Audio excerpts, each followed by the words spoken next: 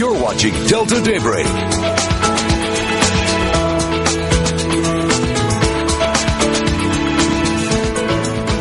6:16 right now. You're just in time to join us with Ike Trotter for a Financial Friday. Good morning to you. Thank you for being here. And today we're discussing something that affects millions and millions of Americans.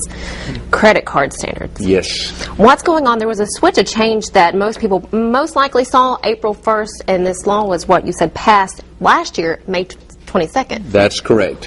President Obama signed a new law on May 22nd called the Credit Card Accountability, Responsibility, and Disclosure Act. And what they were trying to do were to put new rules in certain situations on credit cards in terms of interest rates and things like that that they charge. But you're exactly right. It's interesting that a lot of those laws that were enacted didn't go in effect in 2009, but rather the start of this year, and in particular last week on April 1st. Now, why in particular just last week on April 1st? What did most people see? What might You'll see legislation like that every so often, that Congress will pass something, but it takes several months to get it in law. And what's happened is that the credit card companies have had some time to make changes to their cards. Some of these changes good, some of these changes not so good. And that's going to be interesting to see how that plays out with the consumer. Before we get to the ones not so good, what are some of the good changes for these cards? Well, I think we can start right away. All right. Let's just go ahead and let me give you some of these 5 things. First of all is there will be no surprise interest rate increases. Good. And that's if a credit card company wants to hike your interest rates.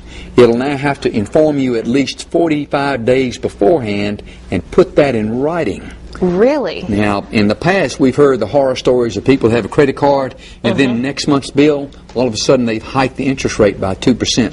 They can't do this without letting you know first. By 45 days. Fantastic. Another great thing is there are now what are called new restrictions on retroactive rate increases. Under the new law, the interest rate on an existing balance cannot increase unless the customer is 60 days behind on a payment. Really? But even so, if that were to occur, the credit card would have to go back and restore the prior lower balance if the customer is able to pay the minimum balance on time for the next 6 months to come.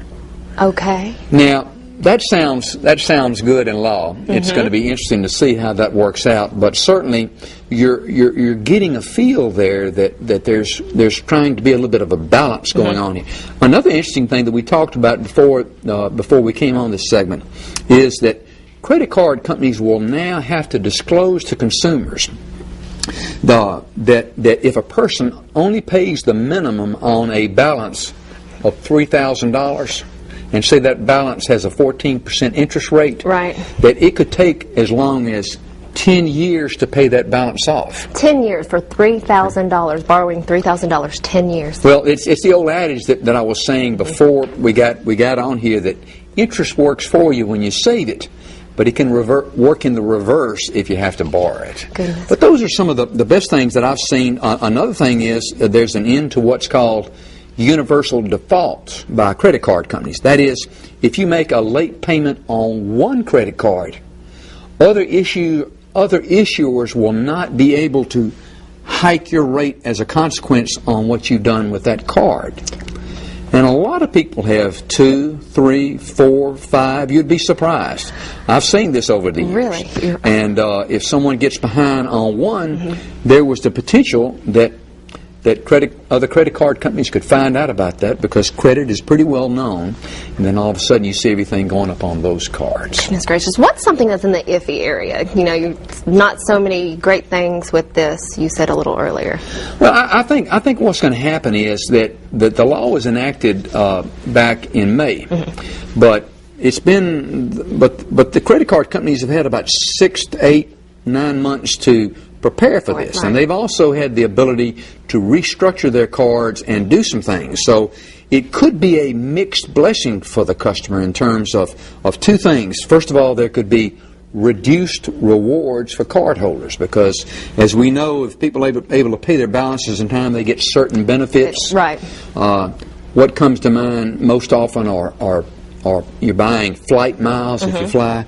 And another thing could be that they can come up with new and creative fees of various sorts. Of course.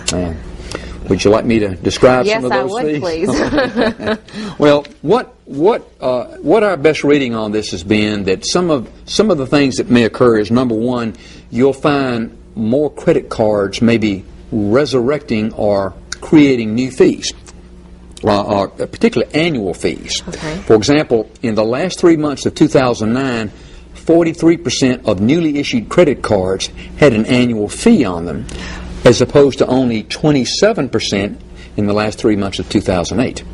Oh my goodness. Citigroup, for example, with their credit card now has a $60 annual fee they didn't used to have.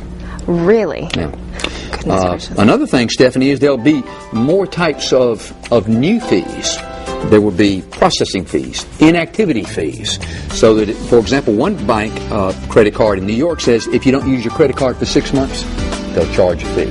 Goodness gracious. Well, I know this was a lot of information to take in. Where can the viewers go to maybe find this and read it on their own? Oh, it's all over the internet. And as I mentioned, one of the corporate one of your partners, the Delta Democrat Times, has some great articles about this as well, and I would recommend that. Fantastic. Thank you, Ike Trotter, for being here today. Now we're going to kick it over to Stephen Robinson with a quick look at sports.